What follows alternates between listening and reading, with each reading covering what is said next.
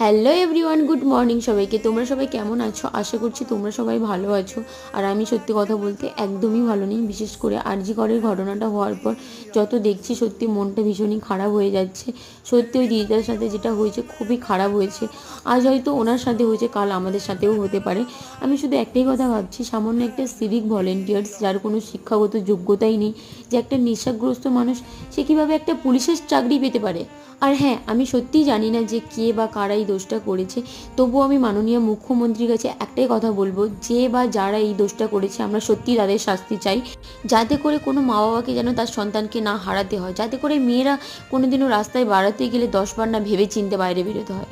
আর হ্যাঁ, আমি সমস্ত মেয়েদেরকে একটাই কথা বলবো, নিজেরা স্ট্রং হও, না হলে দিনের পর দিন তোমরা যত দুর্বল হয়ে পড়বে তত এই শয়তানগুলো দিনের পর দিন অত্যাচারগুলো বাড়াতেই থাকবে।